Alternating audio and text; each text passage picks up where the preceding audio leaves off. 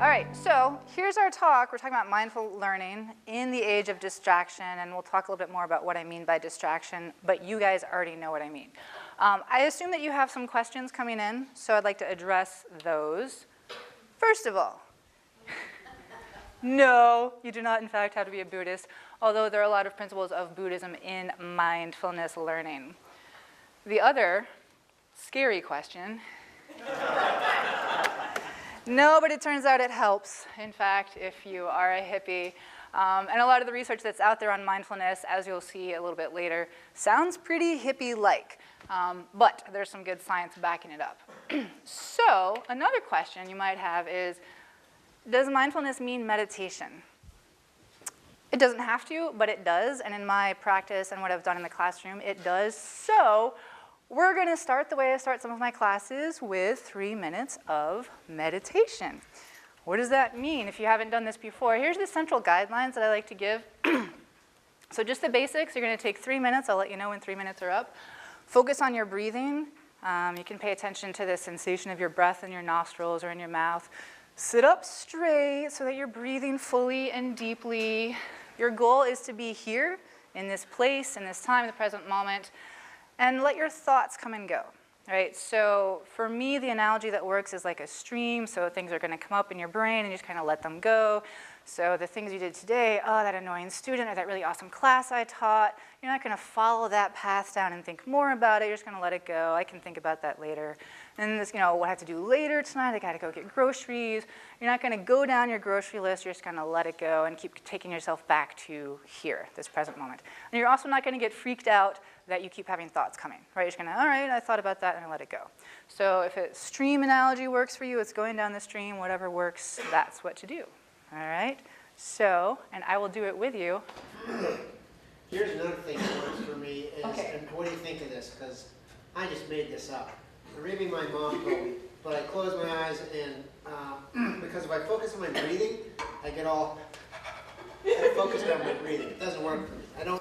No, I'm hyperventilating and things are terrible. Okay. But if I look at the focus on the blackness, the nothingness, and focus on my visual input, which is pretty much nothing and blankness, and fill my mind with that blackness, it helps because for 3 minutes I'll still be dealing with raft loads of crap floating by on a stream.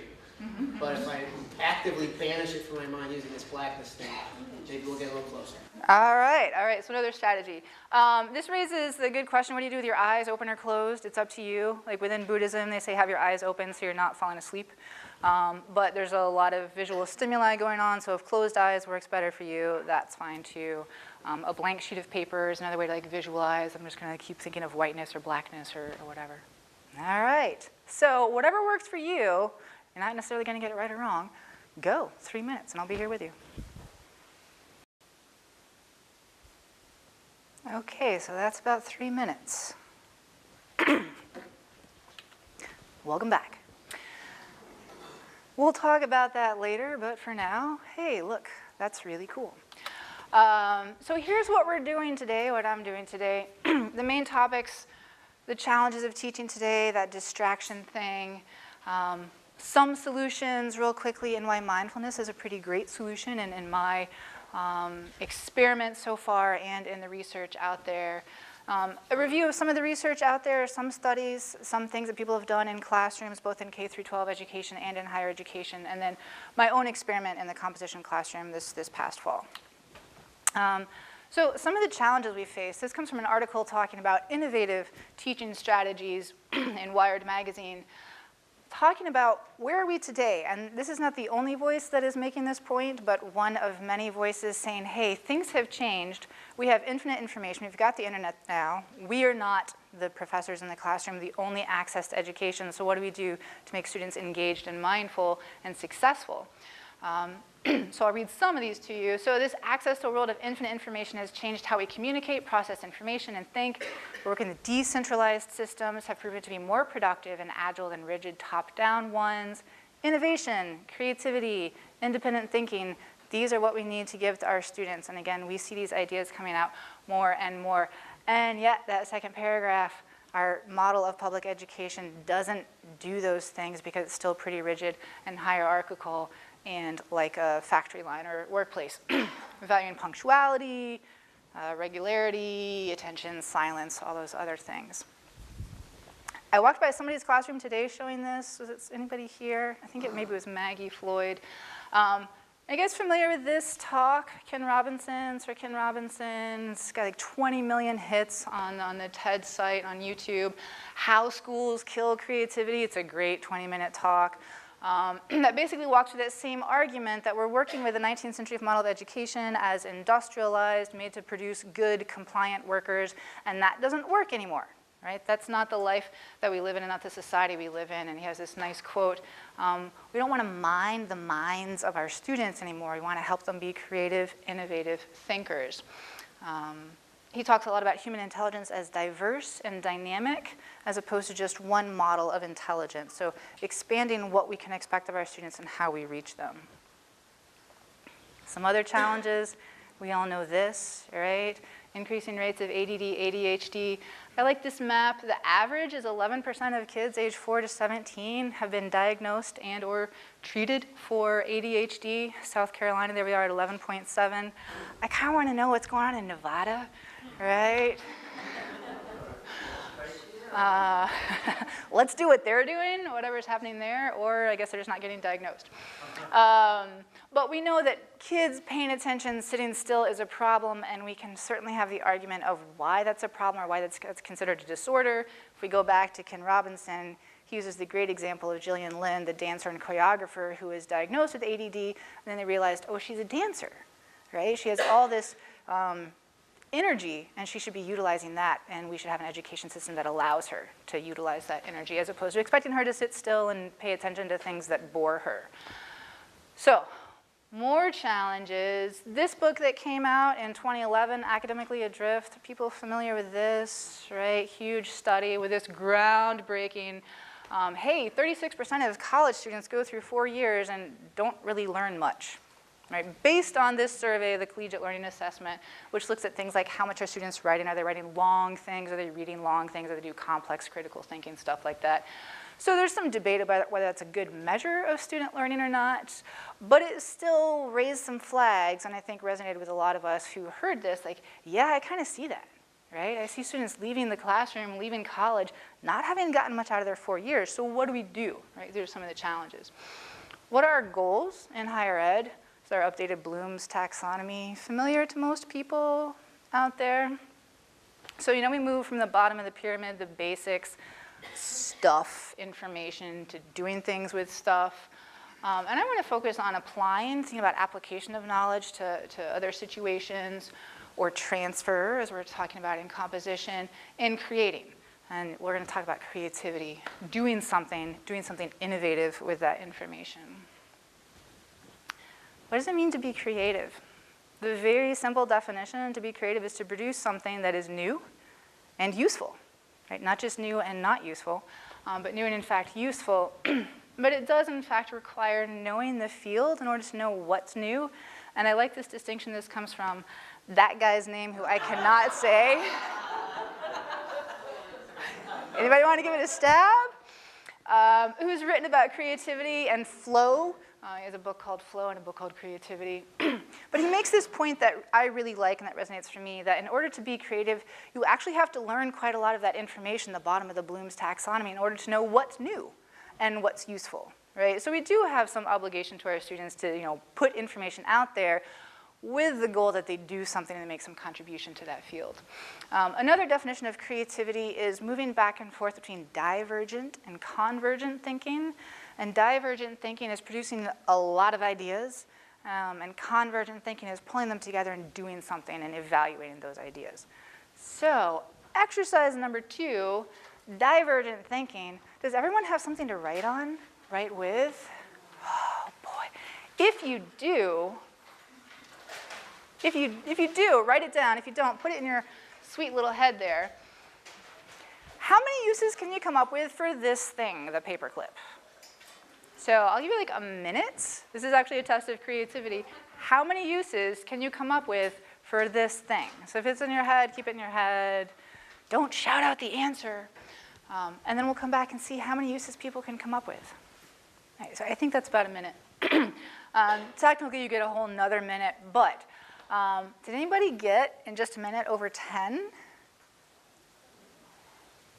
How many did you get, Peter? I didn't write them down, but I know it wasn't over 10. I'm sure you have. I'm sure you have. And I'm going to ask you what they are in a second. Who said they got 10? Somebody over? Of course you did.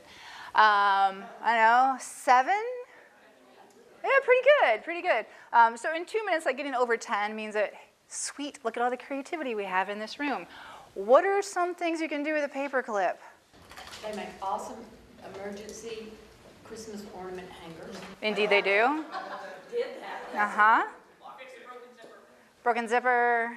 2 safety pins. 2 safety pins. Peter. And picking your teeth. I like it. Lynn. A Roku box. Clipping paper together. You have to say it, right? You have to say it. Mary Lou. I got hers. Oh, that's the only one you Picking came them up up. with. Earring. Earring.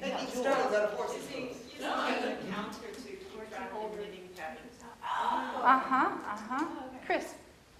Opening a little CD case on your computer once. Ooh, excellent. A couple more? Straighten it out. It's an excellent medium for sculpture. Jacqueline. Cleaning out your keyboard and all the nooks and crannies in your car. Ooh, I like it. Eddie. Adjusting the thermostat behind that silly little plastic shield in your office. Stop it! We're done. The most useful thing we've got out of this presentation. So. Fish hook? Uh-huh. Cleaning out your fingernails. Clean out your fingernails. All right, so we could keep going, right? This is creativity, divergent thinking. So how many things can you come up with? How many uses can you come up with? When you're doing problem solving, then you pull those back together and find kind of a solution. Out of all these possible uses of the paperclip, which one best suits my needs right now or best solves this particular problem? That's convergent thinking. Another way to think about creativity, this guy Paul Torrance in 1966 developed the Torrance test of creative thinking. We still use it today. As far as I can tell, it's what like gifted and talented kids get assessed by to get placed into that, but I'm not a pedagogy specialist. There are 2 tests. One is figural, and I'll explain what those are in a second, and the other is verbal. So one is working with space and drawing, and one is working with words, and they get people's results, whatever they do, get assessed on these categories. Fluency, how many things do you come up with? Elaboration, how detailed do you go, especially for the verbal section there. Originality, how unusual is it? Cleaning your keyboard, adjusting the thermostat. Resistance to premature closure, thinking outside the box literally. Abstractness of title, so again, abstractness. And flexibility, which is how many categories does it fit into? So in your paperclip example, like how many categories can you put these things into? Office, fixing your office is a category, right? But then sports and wildlife is another category, right? Accessories is another category. So how many categories, different categories? Are you producing a lot of ideas just in one category, a lot of ideas in a lot of different categories? Some examples. So here's for the figural. These 2 incomplete pictures are given, and then people are said, complete this picture, do whatever you want. Here's some examples of what people do. And this guy, who, again, you'll see creative because outside the box, right? But you get assessed, here you have the abstractness of titles.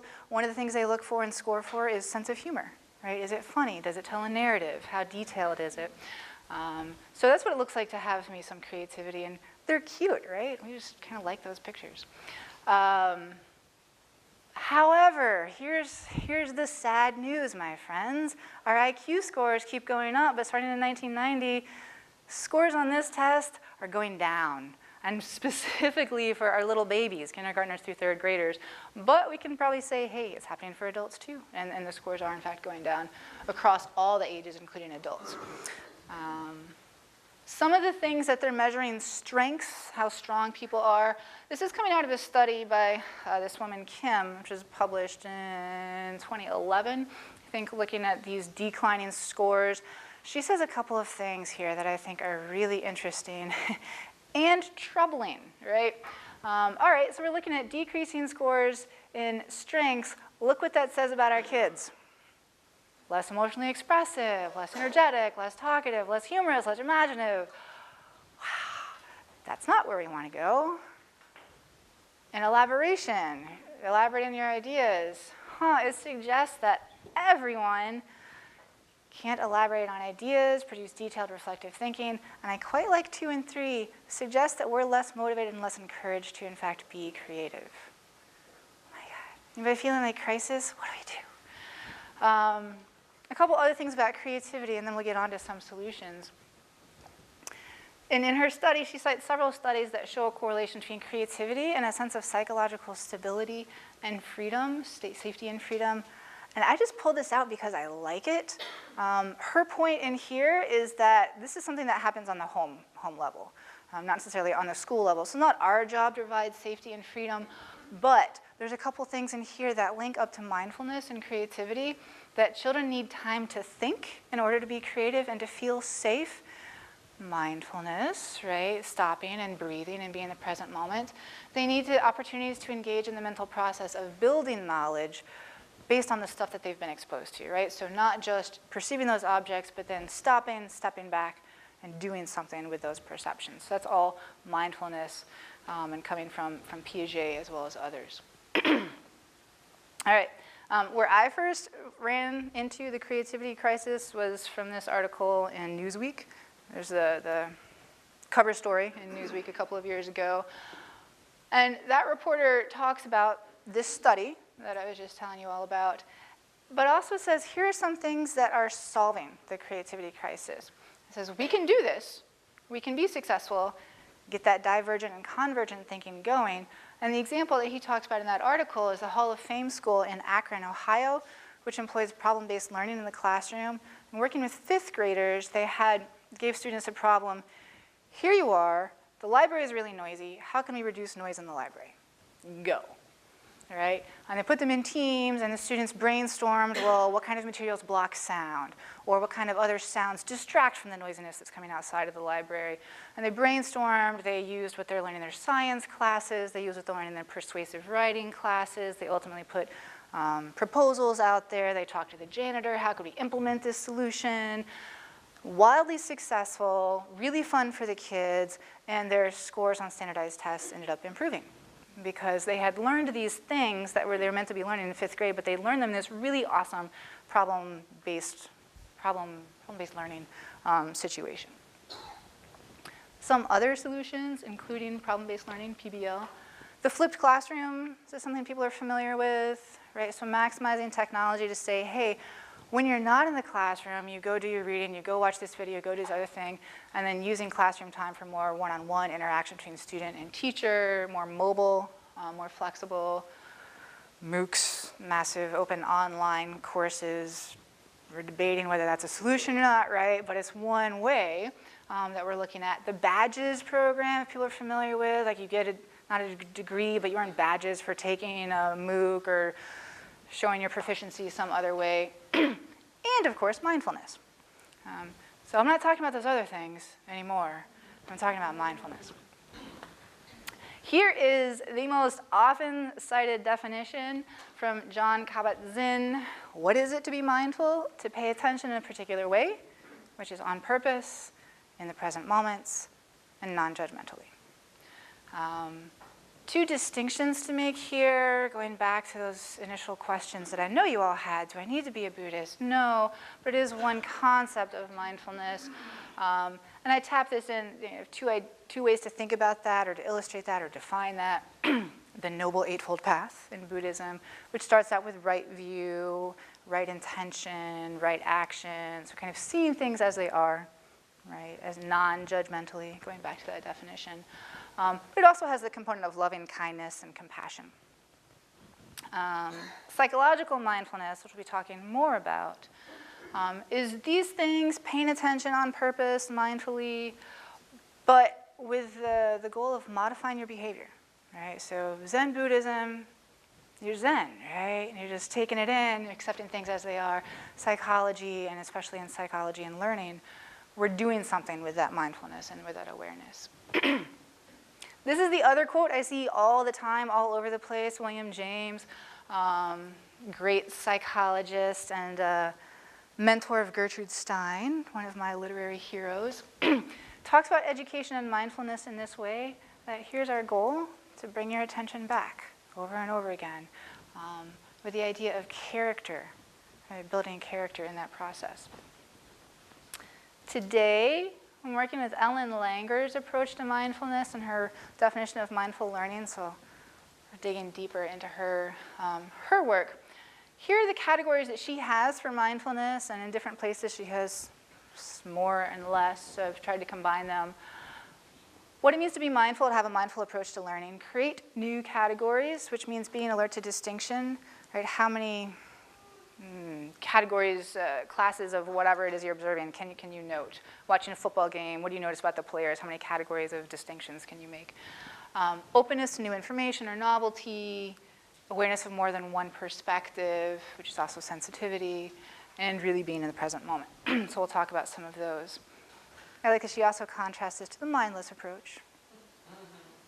We don't want that. Right. Some passages from her, I like this idea a lot, that we're not looking for the right choice. We're not saying, well, here are the things that I can do, which one's the best, but how can I make the best option right here? So again, going back to creativity, innovation, thinking outside the box. I also like this idea, if there's not a right answer, and this is where it gets crazy and scary for students in the classroom. What do you mean there's no right answer? What do you mean you can't tell me what it takes to get an A on my paper? Oh, well, there's freedom there, right? And nothing meaningful happens if you don't have that uncertainty, which is her basic point here. So scary, but awesome, right, at the same time. Here are some strategies, and then we'll look at some examples. What can you do? And a lot of this comes from Langer. Conditional language, when you're given instructions, not this is how you write an A paper, but this is one way that you could write an A paper. Emphasizing multiple perspectives, showing them, asking students to generate them, time to process, asking people to make distinctions, linking general information, course material that's abstract or objective to personal experience, which is where I think the hippie side kind of comes in. It sounds a little touchy-feely, but it in fact works. Disrupt their impulse to find that one right answer. And my guess is that you have all had that run-in with a student or a classroom of students like, what is the right answer? Right? Like, nope, we're not gonna look at it that way. And something that I put in there, emphasizing process over product, because I'm talking about writing so much.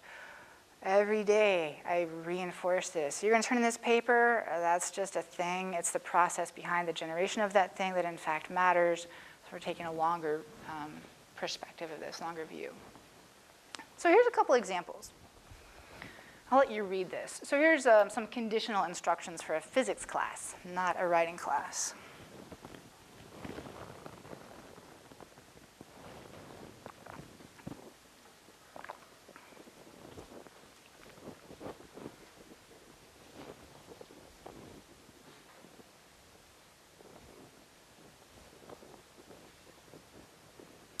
So there's only one way to do it, and they're asked to do some things, recall information, then apply that information. The results is only the students giving those mindful instructions used outside knowledge. All the rest, if they weren't given those, just used what they got out of the video, even if they did theoretically have that outside knowledge. And I love this. Students who are not given these instructions are the only ones to complain. Like, sweet, if I give mindful conditional instructions, they won't complain as much. Here's another example, and I'll give you time to read that. So looking at reading passages, here are their instructions.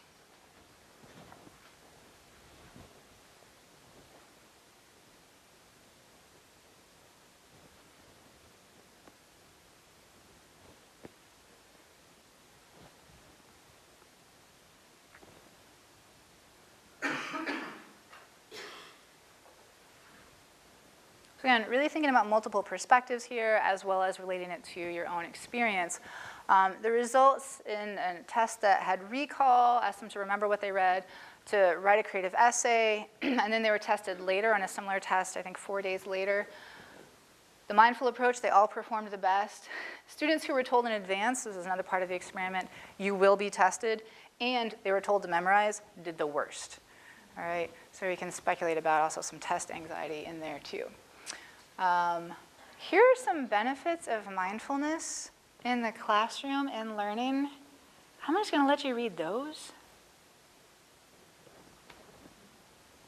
Pretty awesome, right?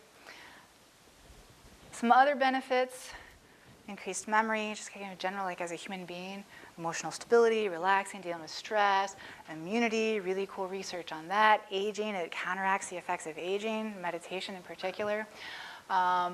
You get smarter, you get more creative, your blood pressure goes down, your heart rate goes down. My God, why don't we meditate all the time, right? This is some cool stuff neurologically, and I am not a neuroscientist by any means, but this is one of the coolest things that I've found. Gyrification, the folds in your brain, it increases your brain folds.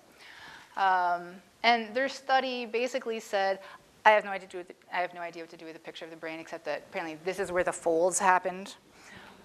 If you have more folds, you process faster, you process information faster. As we age, our brains tend to flatten out, and that's one explanation for why like your memory gets worse, your ability to make connections gets a little bit slower. Meditators have more folds than non-meditators, and people who have been doing more meditation for a longer period of time have more folds than people who have been doing it for a smaller amount of time. Pretty cool. I want more brain folds. Other benefits, just increased blood flow. I was looking for this picture, but I've seen it somewhere and I just couldn't find it again, of your whole brain gets lit up in the process of meditation. And also, this pretty cool thing, it slows down your limbic response. People like to call this the reptilian brain, the animal brain, like fear, anxiety, whatever your emotional response is, your amygdala, like deep in the center of your brain. By meditating or by labeling those emotions when they come up, it slows down that limbic response and moves it to your prefrontal cortex, which is your higher order reasoning. All right? So you can more say like, I'm scared. Okay, I'm scared. What am I going to do? Right? As opposed to run. In higher education, a couple examples here. Naropa University is a school in Boulder, Colorado, which is all based around mindful learning. Their whole curriculum includes it. In this study, they talked about a social psychology class, and something we've talked about already, or I've talked about already. They gave students the assignment of thinking about social roles that you can have: sister, daughter, parents, whatever. Write what that social role is generally, and then when you're in that role, pay attention to it, write what you notice about how you act in that role, so really specific, moment by moment, being mindful of yourself in that role, and then write a third essay in which you compare and contrast the difference, right? And so what they noticed is much more general language in that first essay, much more specific, interesting, nuanced language and thinking in the second one. So kind of that's the only takeaway from that, more nuanced and attentive. More distinctions. Here's the hippie example in a creative nonfiction class. I told my students to really think about the process of writing. I talked about my goals a lot. These are all good things. But in her class, she focused on silence, so she did meditation, as we did. Going outside and being silent somewhere on campus and just kind of noticing what's going on and then writing later about that. And she talks about some composition scholars, who some of you may be familiar with, who write about silence and the merits of that.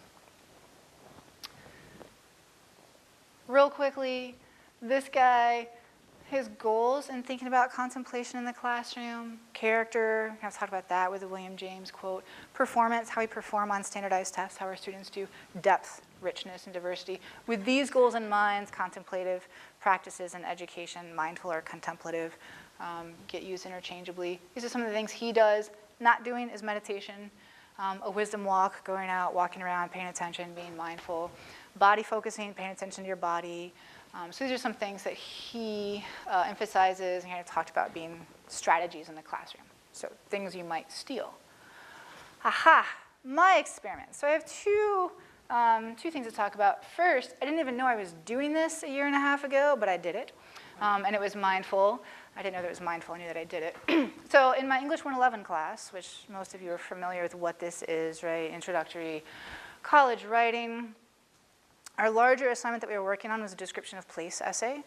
But it was halfway through the semester, and we were all tired and stressed out. And it was one of my long-term goals, and mindfulness is one solution for figuring this out, is how to deal with that moment in the semester. And we're like, oh my God, I have to be here again, right? I'm so tired. What do? Right? Cancel class and tell them to go outside. So this is what I did. I went into class, we did what we needed to do, and like, you have another 20 minutes, go outside on campus, find a spot, and just sit there for 10 minutes. Don't be on your phone, don't text, don't write anything down, just sit there. And it turned out to be a really interesting day because I thought it was going to be sunny, but then it was cloudy and it started to rain just a little bit.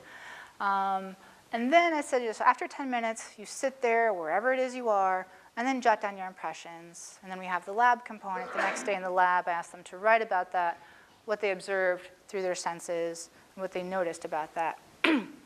This was one of the most successful things I've done in the classroom because students had all kinds of details. They're like, I walked past this place that I walk past all the time and I noticed new things. The squirrels are crazy. There were some cats walking around. But also, almost all of them said, I was really stressed out. And after I did this, I felt a lot better, right? Which was not my goal in giving that assignment, but it was a really cool result. The bigger experiment I've done is this past semester in English 200, which is our last writing class. It's focused on writing in the disciplines, which is pretty scary for a lot of students, and a lot of them shut down, to be honest, I think, in this class. My class is focused on body and culture thematically, so we do readings focused on that, and their assignments are focused on that as well.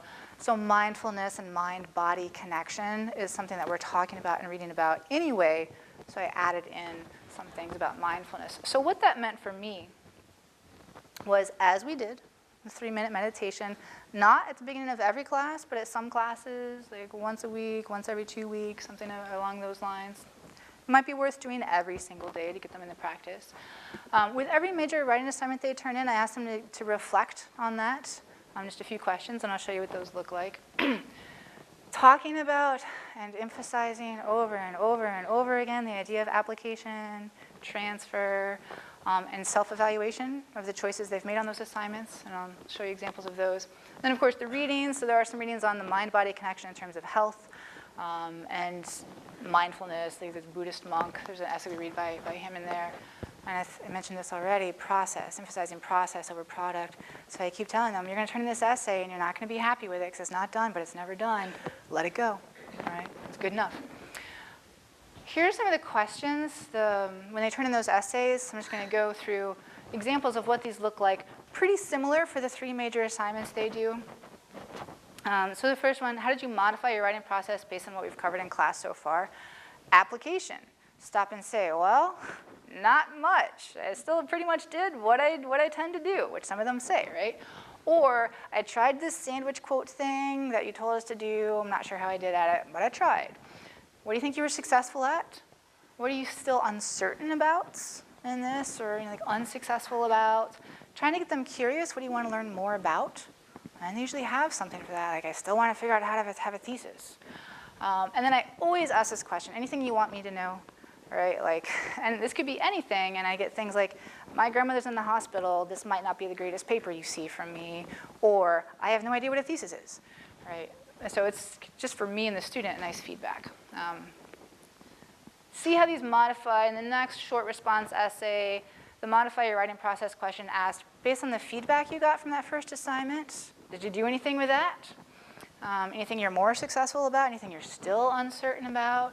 Again, that question about curiosity and the anything else question, which is always in there. And then their final research essay, again, pretty similar. Looking across the semester, what have you taken from the whole semester and applied into this? What do you think you were successful at? And then their application question here, what are you going to do with this? It's the end of the semester. What are you taking away from English 200? Please tell me something, right? And they tended to say things like, well, in my next writing classes or in my career, I will in fact use these things because it turns out that might be useful. Now I know how to have paragraphs, something like that. I did have one student who consistently wrote, as I was going back over these, about this sandwich quote. And the first one, she's like, I tried the sandwich quote, I don't think I got it. And the second one, I tried the sandwich quote, I don't think I got it. And the third one, I think I got the sandwich quote. All right, like, okay, we got some stuff. here's some of the coolest stuff. Again, kind of an unintentional check-in I gave them. About a month in, I gave a quiz, and there were students like, I didn't do the reading. I'm like, okay, so you don't just sit there doing nothing. Flip your paper over and tell me how you're enjoying the meditation, right? How's that going for you? Here's what some of them said. This being mindful thing really helps me to focus on what's going to happen in class. Also, since I'm tired, it's a 2:30 class. Since I'm tired, by this time, it's like a 3-minute nap. And studies show that if you have the choice between sleeping and meditating, go with meditating. You're going to be more mentally alert doing that as opposed to taking a nap. Again, the same thing. It's 2:30 in the afternoon. I was really concerned about teaching at this time because we're all in mid-afternoon slump, that second one. It really helps, right? I'm here. I'm awake. I'm alert. And my favorite is this last one. When I walked in, I was stressed because I forgot to do the reading. But after my 3 minutes, I became more relaxed. It allowed me to realize that there's no need to stress because there's nothing I can do. And then you're like, you forgot. Try again. That's exactly what I do. But this is actually a student that I love and who I've had in multiple classes. And you can see that anxiety, right? When they walk in, they're not there in the classroom because, like, man, I screwed up. And they spend the entire time not being in class because they screwed up. And they're beating themselves up. She got over it, right? And so she could be there and get something out of the class. At the end of this semester, I asked them again to tell me, how did this mindfulness thing go for you? So on those 18 students, 3 of them said, I didn't really do it. And I quite like the ones like, I'm too busy / stressed out to do mindfulness. I'm pretty sure it would help me, but I just didn't. Or that's cool, but I'm not going to do it. 3 students didn't answer the question. They didn't have to. It was totally optional. But of the remaining 12, which is about 67% of them, super positive stuff came out in these categories. A lot of them said, I deal better with stress now, especially with my kids. Right? Because I asked them to think about, not just as a student, but in your life. Like, I'm more present with my kids or babysitting or whatever. And, we have a lot of students with kids. I manage my time better. We know procrastination is an issue. I pay attention better. And I'm more aware of what's going on around me. My grades are better. And I would say in my class, they were pretty good grades. But they also said in other classes, they saw their grades improved. The persistence of difficult tasks, this girl wrote, I was freaking out about the research essay and totally overwhelmed, and then I just said, well, I have to do it, so I'm going to do it. All right? Persistence. And I also like this last one. I think I can understand better what other people are trying to say to me and communicate better. So that kind of deep listening, which is on a different slide back there. So again, huge, not just in the classroom, but pretty holistic positive benefits. As I was pondering for this presentation, like, the coolest thing for me was, wow, that was a class I loved going to every day. Because students were there, they were engaged. I didn't really have tardiness issues, and I'm pretty sure I didn't chart it. I don't remember having to call anyone out for cell phones. They were just there. And also, no plagiarism, which if you've taught English 200, that is all over the place, right? Because they're dealing with sources. I'm like, wow, I didn't have to take anyone to my office to talk about that because they were engaged and paying attention and taking ownership for them, for their learning, more respect, et cetera, et cetera. A couple last notes. This comes up in a number of studies. It works best if you want to do this, if you in fact imply mindfulness and meditation in your own life outside of the classroom, if you've got that kind of figured out, or you figure out with your students. Apply that. For you, the benefits, teachers get less stressed, right? Totally true from my own experience. You feel more connected to your students. You don't go in with that, oh, I don't feel prepared for today, like that same, like, oh my God, what do we have to do? It's going to be crazy for the entire 50 minutes or hour and 15 minutes, but all right, I'm not quite prepared, but we're going to go with it, right? We're just going to run with it. And that benefit of increased mental clarity, increased memory, which goes along with meditation, totally there. For me, looking ahead, and happy to talk about this in the comment section. Some other ways that people test this is having outside evaluators of student writing, looking for creativity or whatever they're trying to measure. I'm not quite sure what I'm trying to measure. My way was qualitative responses. How did this go for you? How are you applying mindfulness? More assignments that emphasize multiple perspectives, and I'm planning to do that with a literature class I'm teaching now. have taken multiple perspectives on what characters might do or bringing your own experience into it. And then there are a number of mindfulness surveys out there, maybe bringing one of those in to see where they are at the beginning of the semester and where they end. Final thoughts, it works. These things happen, and it's pretty awesome.